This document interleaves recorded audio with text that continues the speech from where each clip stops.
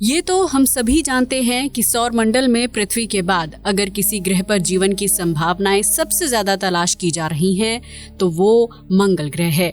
इस लाल ग्रह को लेकर वैज्ञानिक तरह तरह की खोज कर रहे हैं, जिसे लेकर हाल ही में मार्स एक्सप्लोरेशन रोवर भी भेजा गया था। हालांकि इससे पहले भी मंगल ग्रह पर मिशन भेजे गए हैं, जिससे ये पता चलता है कि मंगल ग्रह पर मशरूम की फसल उग रही है। जी हाँ, आपने बिल्कुल सही सुना, लाल ग्रह पर मशरूम उग रहे हैं, जिसकी तस्वीरें सोशल मीडिया पर काफी ज्यादा वायरल हो रही हैं। ऐसे में ये सवाल खड़ा हो गया है कि क्या सच में मंगल पर एलियंस मौजूद हैं जो वहां रहकर मशरूम की खेती कर रहे हैं? तो आइए जानते हैं इसके बारे में विस्तार से। मंगल ग्रह पर मशरूम।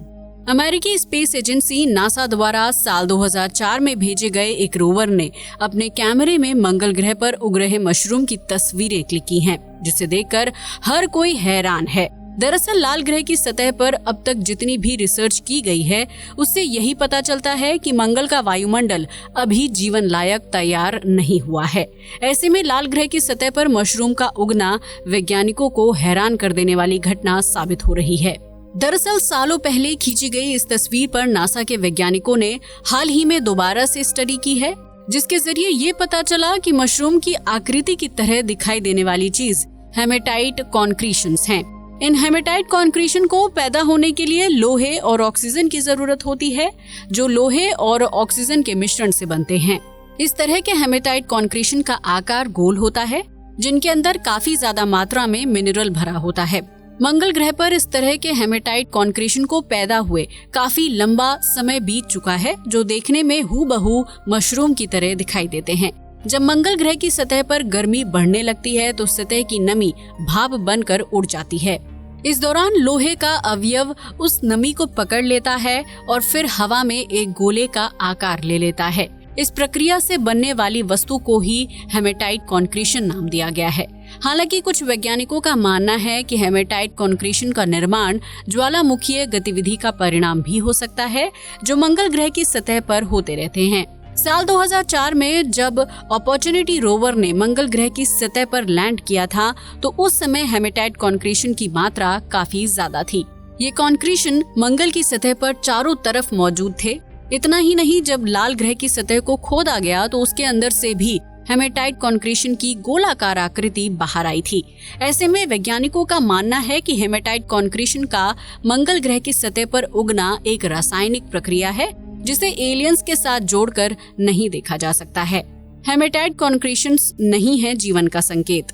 मंगल ग्रह पर हेमेटाइट कॉन्क्रीशन के पैदा होने से ये बात साबित नहीं होती है कि लाल ग्रह पर जीवन की संभावनाएं मौजूद हैं, क्योंकि इस विषय पर वैज्ञानिकों के अलग अलग मत देखने को मिलते हैं। कई वैज्ञानिकों का दावा है कि इस तरह की वस्तुओं का निर्माण रासायनिक प्रक्रिया के कारण होता है, जो देखने में जैविक या कार्बनिक आकृति लगती है।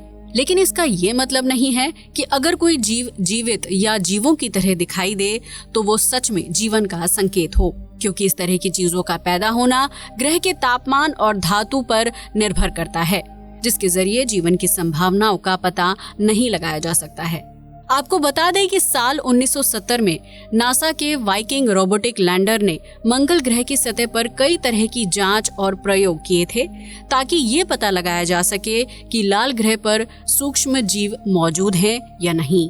उस दौरान रोबोटिक लैंडर ने मंगल ग्रह की मिट्टी पर रेडियो एक्टिव कार्बन 14 रसायन डाला था, जिसके जरिए ये पता किया जा सकता था कि अगर मंगल की सतह पर कोई जीवित जीव या माइक्रोब्स होगा तो वो रेडियो एक्टिव कार्बन 14 को सोख लेगा।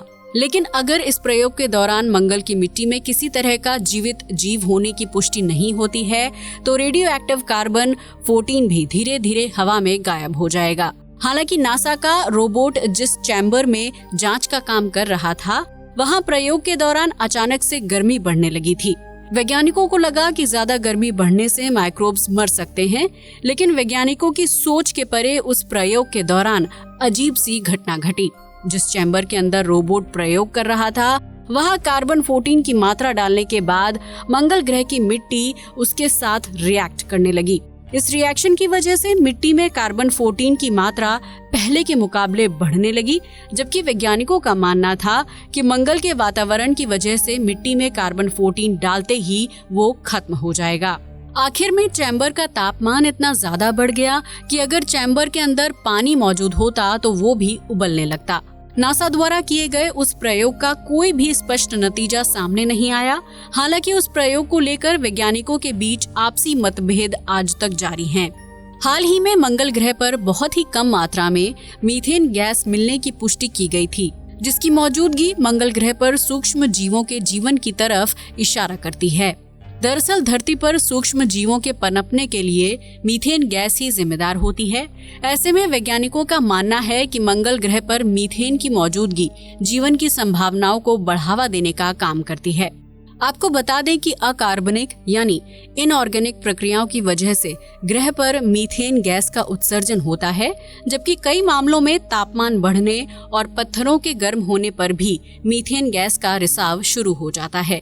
अब ये देखना दिलचस्प होगा कि नासा के वैज्ञानिक मंगल ग्रह पर किस तरह की खोज को अंजाम देते हैं और उसका धरतीवासियों के जीवन पर क्या असर पड़ता है।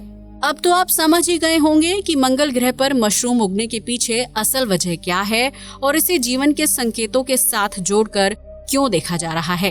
अगर आपको ये वीडियो पसंद आया हो तो इसे लाइक और शेयर करना बिल्कुल ना भूलें। साथ ही हमारे चैनल को भी सब्सक्राइब करें। जय हिंद दोस्तों।